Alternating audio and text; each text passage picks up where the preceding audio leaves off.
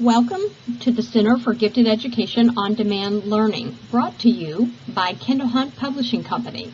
Why Center for Gifted Education Teaching Units? Today we will explore the Social Studies units, highlighting Ancient Egypt. Why use Center for Gifted Ed Teaching Units?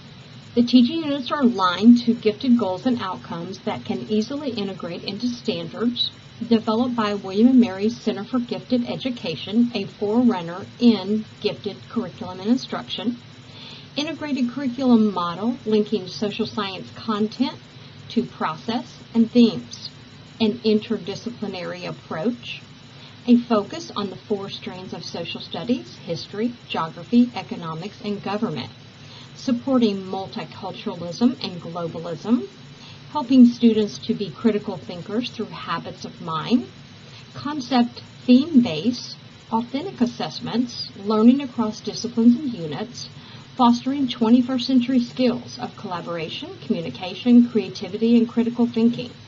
Recognized by the National Association for Gifted Children, the Center for Gifted Ed Social Studies teaching units target meaningful discussion and support primary document analysis. The William & Mary Social Studies units are really historical periods and events that provide the catalyst for student learning. Students are actively engaged in document analysis, issue-based research on current events, and reasoning through situations to master historical content. Students are then able to connect a new learning to an overarching concept, such as a system or a cause and effect, to gain a deeper understanding of history and its relationship. This helps students to make connections beyond social studies.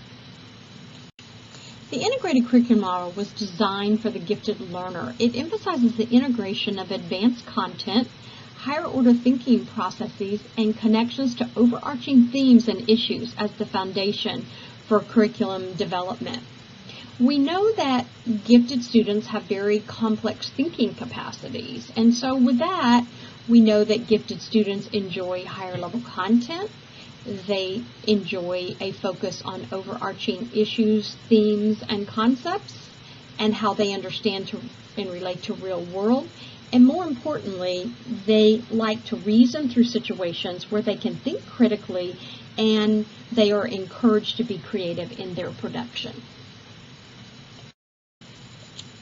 The major social studies curriculum goals are to help students understand the concepts of systems and structures, to help develop the understanding of cause and effect as it relates to events and eras and histories, to help to cultivate reasoning skills with application of social studies, develop interpersonal and group process skills, and to help students to develop skills in historical analysis and primary source documentation. The social studies curriculum framework is organized around concept, content, and process. The content, which emphasizes the four strands of social studies: government, economics, history, and geography. Through reasoning, research, and document analysis, the students use a variety of process skills. And to develop an understanding and overarching concept of themes, students understand systems, cause and effect, and concept development.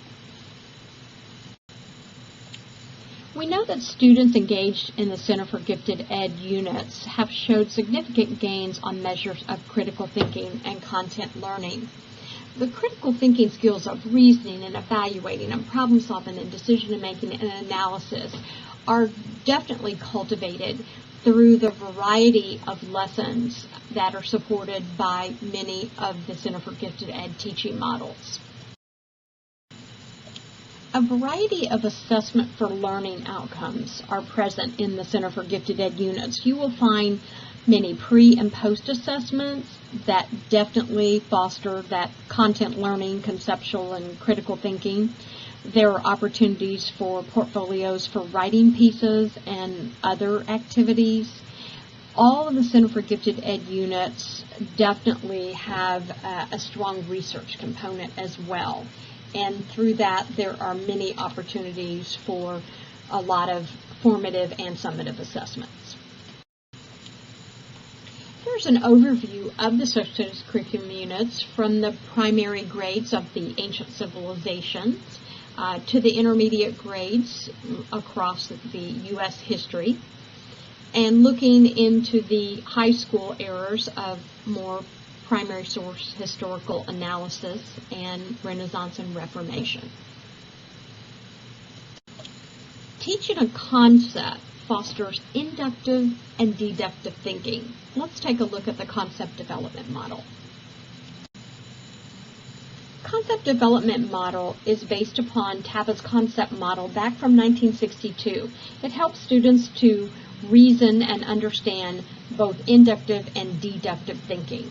It's really best if it's used as an introductory lesson to a unit. It's also something you could use as a more summative assessment at the end of a unit as well.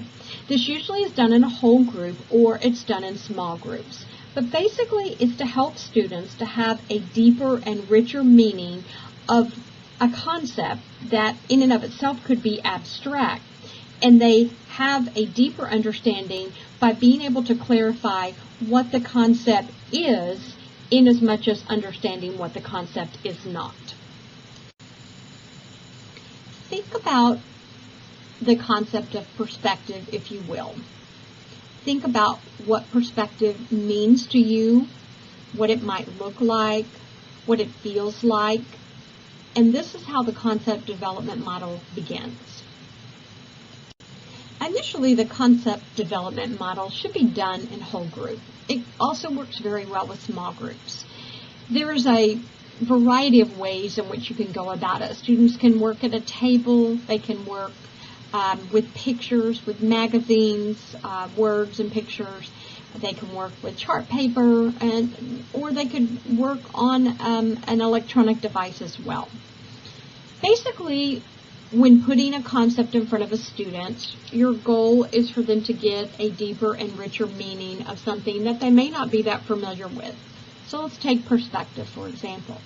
We ask students to think of the word perspective and define pictures and or words that help to define for them what perspective means. We then ask students to categorize them, to come up with some big ideas to help them further develop their understanding of perspective. And then on the opposite side, once students have an understanding of what perspective means to them, we ask them to come up with a list of non-examples. After the discussion of examples, categorizing, listing the non-examples, students then come up with a generalization.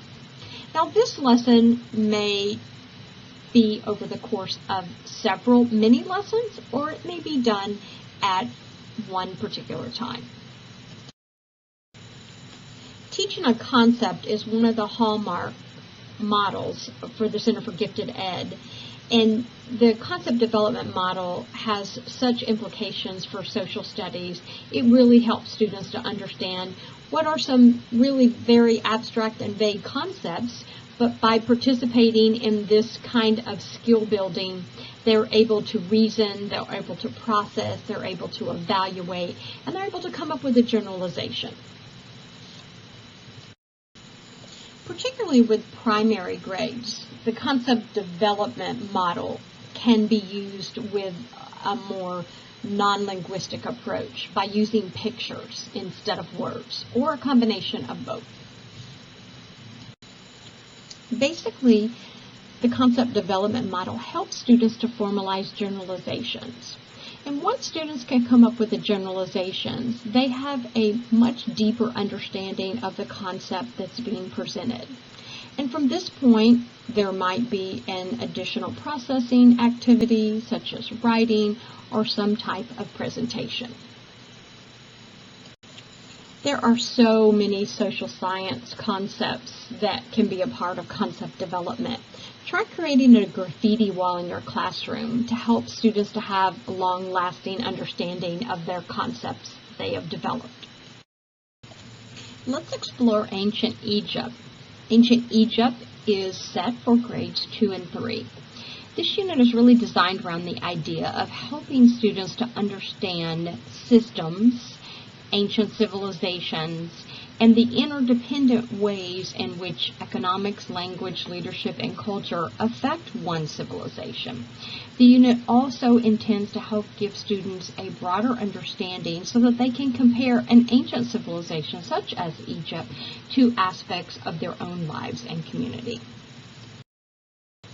The Center for Gifted Ed goals, and looking at ancient Egypt particularly, all have a common thread among the 5 goals that are presented here. One is to help to develop the understanding and the concept of systems. 2 is to develop the reasoning skills with the application to social studies and those 4 strands we talked about before. 3, to develop interpersonal and social group process skills. This is where those 21st century communication, collaboration, creativity come into play. Goal 4 is to develop a historical analysis and aid students in the understanding of primary source documentation. And 5, understanding ancient Egypt as a civilization, with being able to define its culture, its geography, and history. The unit planner is designed for easy reference for teachers as they begin to plan their units and lessons. Let's take a look at ancient Egypt's unit planner. The unit planner is divided into 4 parts. Part 1 is the framework. Here you will find the contents, the framework, the overarching gifted goals, letters for teacher and parents, and the unit glossary. Part 2 is lesson planning. Here's where the table of contents will lay out very specific lessons as students will explore ancient civilizations, systems, reasoning, persuasive writing, and life in Egypt. There are 20 instructional lessons. In addition, there is a pre- and post-assessment. Each lesson comes with an instructional purpose, materials and resources needed, vocabulary to enrich and highlight, activities, journaling, homework, extensions, notes, and assessment. Part 2 is the implementation guide. This is a great resource for suggestions for learning centers, additional writing, technology, mapping, and other structures. In addition, the Center for Gifted Ed teaching models and templates are a part of this section. And Part 4 is the resource and appendix. In addition to additional resources, the concepts of systems is laid out in this piece. The lessons and activities in ancient Egypt definitely engage students in critical thinking and discussion about ancient civilization, and really provide the students with opportunities to share their knowledge and their ideas through a variety of mapping, graphing, drawing, writing activities. You can see some of the lessons here that are provided as a sampling. Lesson 4, students will be introduced to systems. Lesson 6, they will be immersed into the understanding of floods and farming. Lesson 11, what daily life was like in Egypt. Lesson 14, more on Egyptian mythology and the pharaohs. Lesson 16, Egyptian pyramids, and Lesson 18, mummies and archaeology. This is just a sampling. Remember, there are 20 lessons. The unit in and of itself is designed as a semester's worth of work, but depending upon the time that your school allots for social studies, this could become a year's worth of study with some very easy extensions and or additional integration, perhaps with language arts. This definitely could become your year's worth of study for social studies. One of the goals of ancient Egypt is to help students to understand the elements of systems, in that students have a clear sense of boundaries, elements, inputs, outputs, and interactions that are an effect of systems. A great way to help students understand systems is to find something that they're familiar with, such as an aquarium. An aquarium is a great place to help students to understand the elements of a system. It's easy to understand what the inputs are, what the outputs are, what the boundaries are, and what the interactions are by using a simple aquarium. This might be an extension activity that you take just one step further for your students. There are a number of sample discussions that can help students get a better understanding of systems. And the one we're going to look at here in just a moment is in Lesson 6. And it really involves students' understanding of the Egyptian farming system.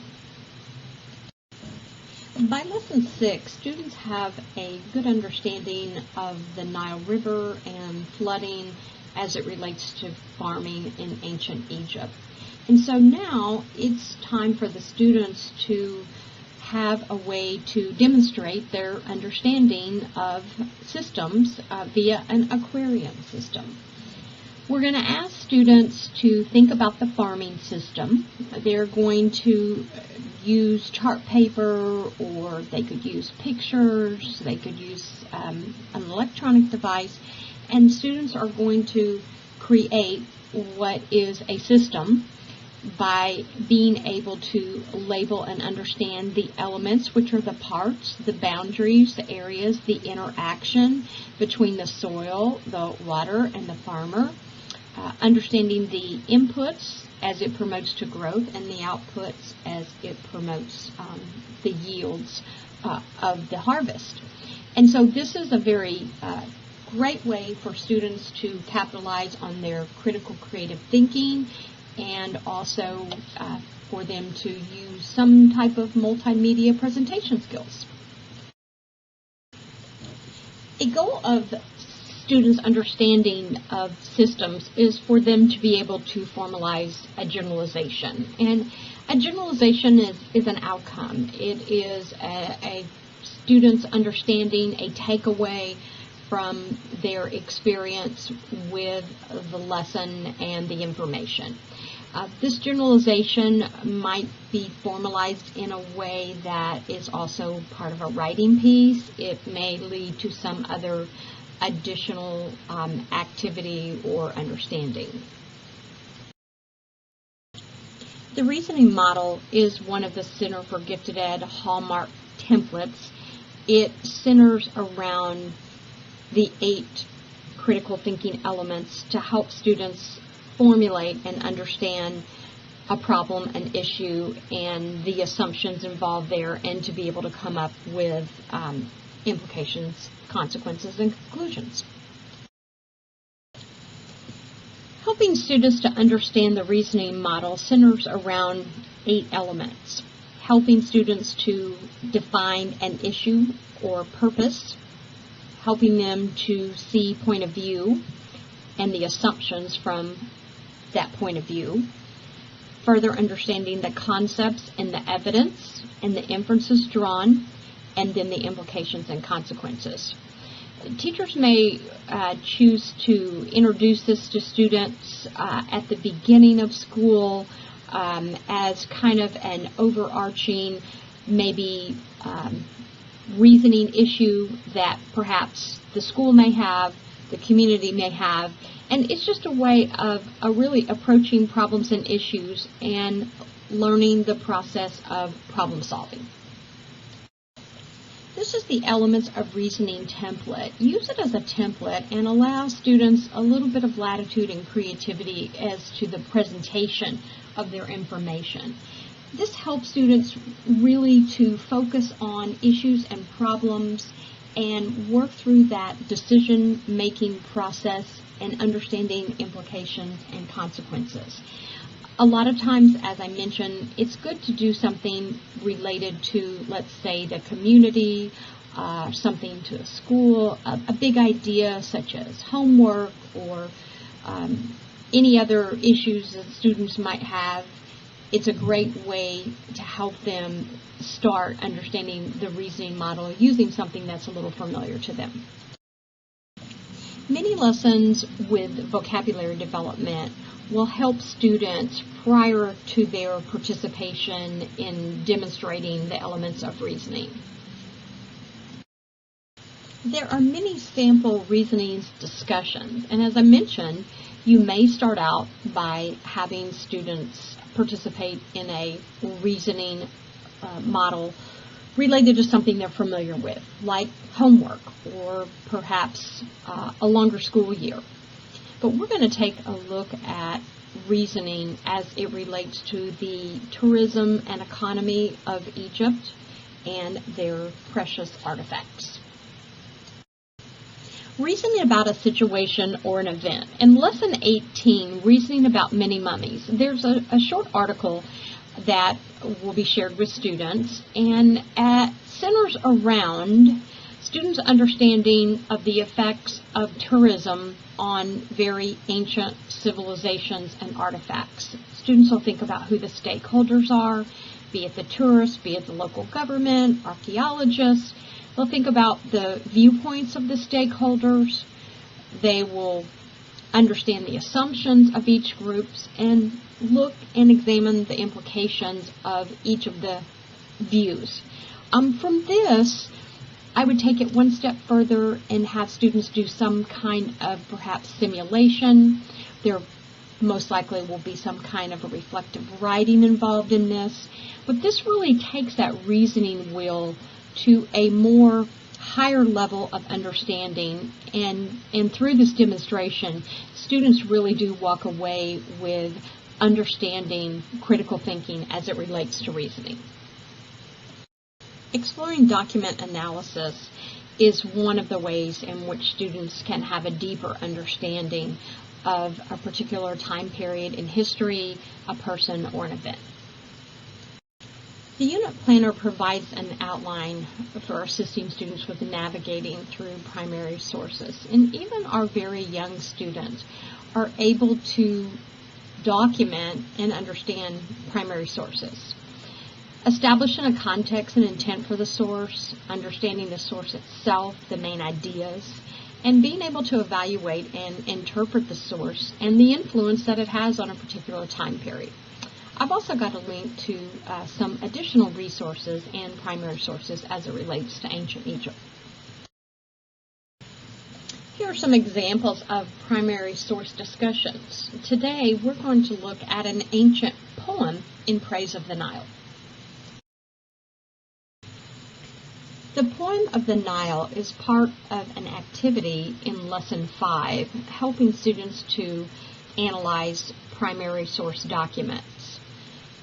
It's probably a great place to start by having students read this aloud together as a whole group, and then divide students into partners or small groups and provide them with the template so that they can begin to analyze and dissect the parts of the poem to better understand its impact on the civilization and culture of the time. This is the template that you'll share with students. There may be all of it or parts of it that you choose for the students to focus on, but this gives them a place where they can record their understandings. Again, students may use words or symbols to help demonstrate their understanding of the document. The Center for Gifted Ed Social Studies units help to foster and promote convergent thinking. It gives students an opportunity to examine sources, problem solving, and to come up with possible solutions and answers. More importantly, the Center for Gifted Ed Social Studies unit truly fosters that divergent thinking. It helps students to take a stimulus, an idea, or a historical aspect in history, and to be able to come up with new ideas, new solutions, and new problems. Many of the lessons and activities in the Center for Gifted Ed Social Studies units also promote evaluative thinking, helping students to make value judgments, helping them to be able to defend and justify choices. Thank you for your participation in Kendall Hunt's William & Mary, the Center for Gifted Education Social Studies presentation. We hope that today's presentation has provided you with an overview of our structure, models, and tips for implementation of our social studies units. If we can be of further service, please feel free to contact one of our account managers